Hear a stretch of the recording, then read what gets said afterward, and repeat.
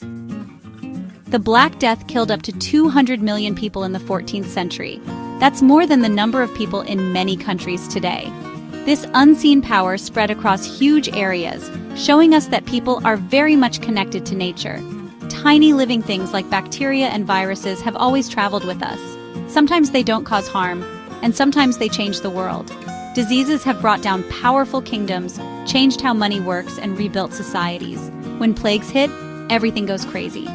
There aren't enough workers, so workers get more power. Old ways of doing things fall apart, and new ideas pop up. Outbreaks can cause big changes, pushing societies in new and unexpected ways. As trade routes grew, so did the ways diseases could spread.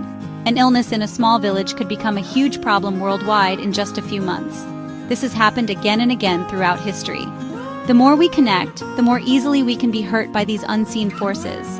To understand ourselves, we need to understand the story of disease. History isn't just about kings and wars, it's also about the tiny things that have shaped our future.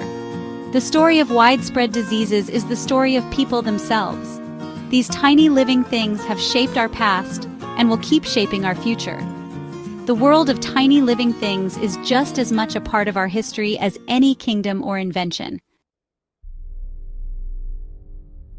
The Black Death arrived in Europe in the mid-1300s, carried by fleas on black rats that traveled on trade routes.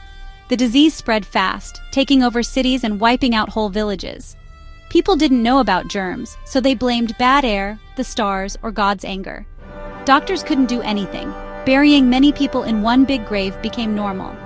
Fear broke down how society worked. Families left each other, and communities fell apart. Not enough workers meant peasants and skilled workers gained new power, slowly breaking down the old system where lords owned everything. Land became worthless without people to work it, and the beginnings of a new way of doing business started. The emotional pain was deep, changing art, books, and faith. Some people turned to religion, others to fun, but everyone was changed. The Black Death was both a sad event and a fresh start, making way for a new period called the Renaissance. It showed how one disease could completely change the world. What happened afterward was a clear lesson in how powerful widespread diseases can be. From the ruins, a new world began to appear. Smallpox, a deadly disease in the Old World, became a disaster in the New World. When Europeans came to the Americas, they brought diseases like smallpox, measles, and the flu. Native peoples had no way to fight these diseases. Up to 90% of them died, and whole civilizations fell apart. The virus spread faster than the explorers, leaving behind empty cities and broken societies.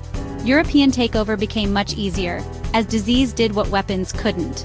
The story of smallpox in the Americas is a sad reminder of what happens to living things when different parts of the world meet.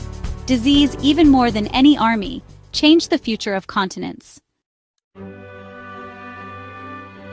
In 1918, as World War I ended, the Spanish flu spread across the world, infecting 1/3 of all people. Unlike a normal flu, it made healthy young adults very sick and killed them. It killed up to 100 million people, more than the war itself. Hospitals were full, cities shut down, and fear was everywhere. The widespread disease showed that we needed good public health systems and countries working together.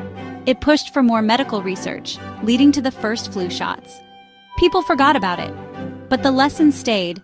In a world where everyone is connected, viruses can be just as deadly as armies. The Great Influenza was a warning to always be careful with science. The time of widespread diseases was far from over. The late 1900s brought new problems. HIV/AIDS appeared, mysterious and causing people to be judged, spreading fear and wrong information, people fighting for a cause, and scientists worked hard for research, treatment, and kindness, changing public health and human rights. Meanwhile, people achieved a huge win. Smallpox was completely gone by 1980, thanks to a worldwide shot program. This victory showed that we are not helpless. Science and working together can beat even old, terrible problems. Diseases have shaped our societies, brought down kingdoms, and pushed for new ideas. Our world is more connected than ever, and new dangers will come up. The lessons are clear. Being ready, using science, and being kind are very important. The story of disease is our story, our struggles, how we bounce back, and our hope. Which old disease do you find most interesting? What lessons should we remember for the future? Share your thoughts in the comments below.